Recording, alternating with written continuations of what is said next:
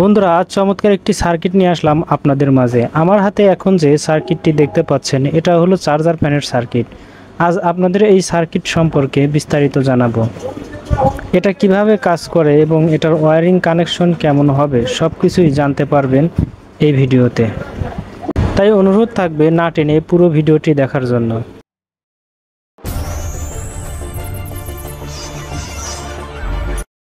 অত্যন্ত চমৎকার একটি সার্কিট, যা দিয়ে আপনি আপনার মনের মতো করে চার্জার ফ্যান তৈরি করতে পারবেন। মার্কেটে যে সকল চার্জার ফ্যান পাওয়া যায় সেগুলো কিন্তু 1 সিজনের বেশি ব্যবহার করা যায় না। 1 সিজন ব্যবহার করলেই বিশেষ করে ফ্যানের ব্যাকআপ টাইম কমে যায়, কারণ চার্জার ফ্যানের ভেতরে যে ব্যাটারি ব্যবহার করা হয় তার মান খুব একটা ভালো হয় না, আর দামও অনেক বেশি হয়ে থাকে। আর তাই আজকের ভিডিওতে দেখানো এই সার্কিটটি দিয়ে আপনি নিজের মতো করে ভালো মানের ব্যাটারি যুক্ত করে ভালো মানের একটি চার্জার ফ্যান তৈরি করতে পারবেন, আর খরচও একদম কম হবে। দেখতে পাচ্ছেন পরিষ্কার পরিচ্ছন্নভাবে সার্কিটটি তৈরি করা হয়েছে। প্রয়োজনীয় সকল কম্পোনেন্ট সার্কিটে বিদ্যমান রয়েছে। বন্ধুরা, এটার ওয়্যারিং প্রসেসও অত্যন্ত সহজ।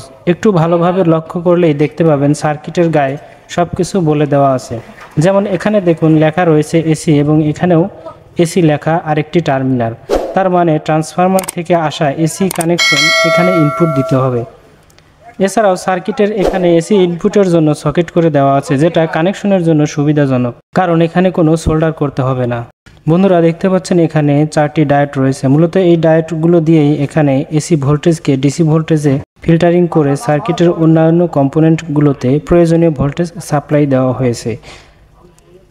এর পাশেই দেখুন রয়েছে একটি ক্যাপাসিটর। এটা 25 ভোল্ট 2200 মাইক্রোফ্যারাডের ক্যাপাসিটর।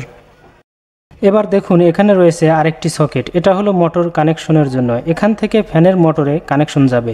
এই সার্কিটে সকেট ছাড়াও কানেকশন করা যাবে। এর জন্য সার্কিটের অপর পাশে ভালো করে লক্ষ্য করলে দেখতে পাবেন কানেকশনের জন্য সার্কিটের গায়ে লিখে দেওয়া আছে। এপাশে দেখুন ইন্ডিকেট করে লিখে দেওয়া রয়েছে M+, এবং আরেকটু ভালোভাবে খেয়াল করলে দেখতে পাবেন এখানে লিখে দেওয়া আছে M-। তার মানে এখান থেকে সোল্ডারিং করেও মোটরে কানেকশন দেওয়া যাবে। এখন বাকি রইল ব্যাটারি কানেকশনের টার্মিনাল। ব্যাটারি কানেকশনের জন্য দেখুন এখানে লেখা আছে B+, মানে এখানে ব্যাটারির পজিটিভ তারটি কানেকশন করতে হবে। আর ব্যাটারির নেগেটিভ কানেকশনের জন্য দেখুন এখানে লেখা রয়েছে BT-। তার মানে ব্যাটারি কানেকশনের নেগেটিভ তারটি এখানে লাগিয়ে দিলেই হবে।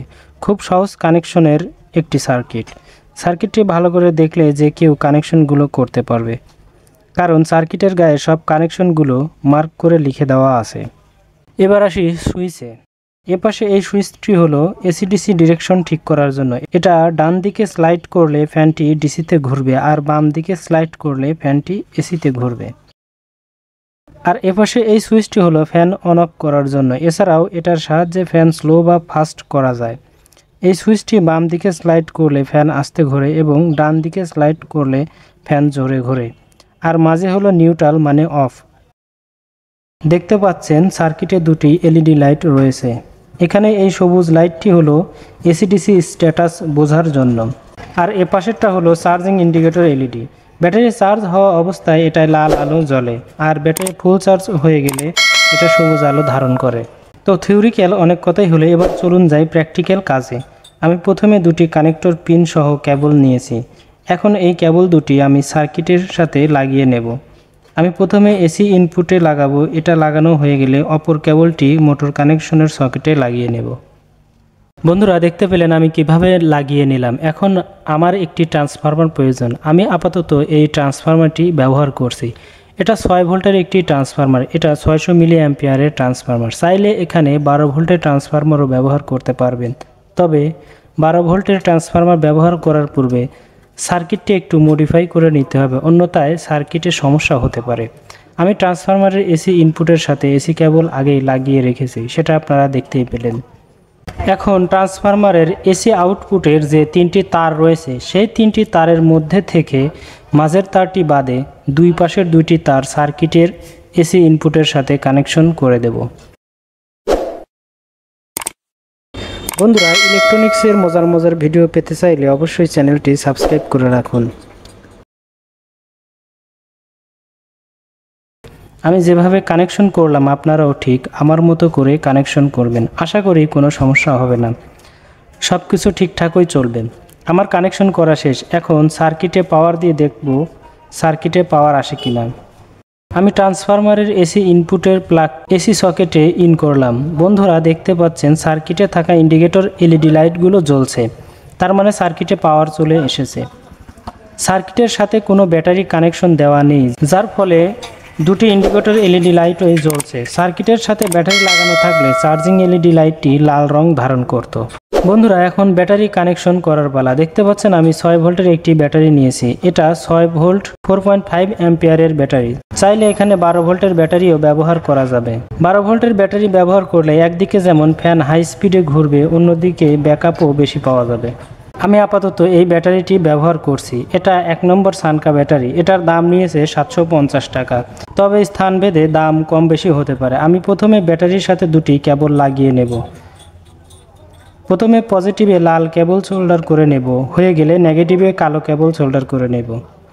এবার কেবলের অপর প্রান্ত সার্কিটের সাথে লাগিয়ে নেব। সার্কিটের সাথে লাগানোর জন্য আমি সার্কিটের ব্যাটারি পজিটিভে লাল কেবল, এটা লাগানো হয়ে গেলে অপর কালো কেবলটি সার্কিটের ব্যাটারি নেগেটিভের সাথে লাগিয়ে নেব।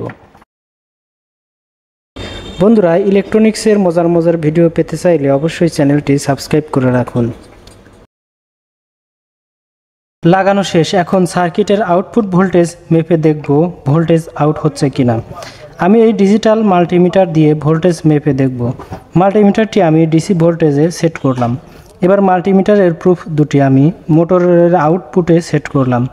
দেখতে পাচ্ছি মিটারে 4 ভোল্টের কিছুটা বেশি দেখাচ্ছে। ভোল্টেজ আরও বেশি দেখানোর কথা, ব্যাটারিতে চার্জ কম, তাই ভোল্টেজ কম দেখাচ্ছে। এখন আমি ট্রান্সফরমারটির এসি ইনপুটের কেবলটি এসি সকেটে ইনপুট করলাম। দেখতে পাচ্ছেন ব্যাটারি চার্জ হচ্ছে আর সার্কিটে থাকা চার্জিং এলইডি লাইটটি জ্বলছে। আর এদিকে মিটারেও দেখতে পাচ্ছেন 6 ভোল্টের কিছুটা বেশি দেখাচ্ছে, তার মানে সব কিছু ঠিকঠাকই রয়েছে। এবার একটা বিষয় খেয়াল করে দেখুন, এসি ডিসি ডিরেকশন চেঞ্জ করার সুইচটি আমি যখন ডিসিতে দিচ্ছি তখন ভোল্টেজ 0 হয়ে যাচ্ছে, আবার যখন এসিতে দিচ্ছি তখন দেখুন ভোল্টেজ শো করছে। এটাই মূলত চার্জার ফ্যানের সার্কিটের মূল বৈশিষ্ট্য। তো চলুন দেখি এটার সাথে একটি ফ্যান চালিয়ে দেখি এটা কেমন কাজ করে। তো আমার কাছে এখন কোনো বড় ফ্যান না থাকায় আমি এই ছোট ফ্যানটি দিয়ে আপনাদের দেখিয়ে দিচ্ছি। আমি এখন ফ্যানটি মোটর আউটপুটের তারের সাথে কানেক্ট করে দিব। বন্ধুরা দেখতে পেলেন কানেক্ট করার সাথে সাথে ফ্যানটি ঘুরছে। বন্ধুরা ইলেকট্রনিক্সের মজার ভিডিও পেতে চাইলে অবশ্যই চ্যানেলটি সাবস্ক্রাইব করে রাখুন। এটা এখন এসিতে চলছে, আবার যখন ডিসিতে দিলাম দেখতে পাচ্ছেন ফ্যানটি বন্ধ হয়ে গেছে। কারণ হলো সার্কিটে এখন এসি ভোল্টেজ সাপ্লাই দেওয়া রয়েছে। এসি ভোল্টেজ বন্ধ করে দিলে এটা ডিসিতে ঘুরবে। এই যে দেখুন আমি এসি ইনপুটের প্লাগটি খুলে দিলাম, এখন দেখতে পাচ্ছেন ফ্যানটি ঘোরা শুরু করেছে। চমৎকার কাজের একটি সার্কিট। চাইলে আপনিও কিনে এটা দিয়ে নিজের মনের মতো করে চার্জার ফ্যান তৈরি করতে পারবেন। বন্ধুরা ইলেকট্রনিক্সের মজার ভিডিও পেতে চাইলে অবশ্যই চ্যানেলটি সাবস্ক্রাইব করে রাখুন। ভিডিও আজ এখানেই শেষ করব। ধন্যবাদ এতক্ষণ ভিডিওটি দেখার জন্য।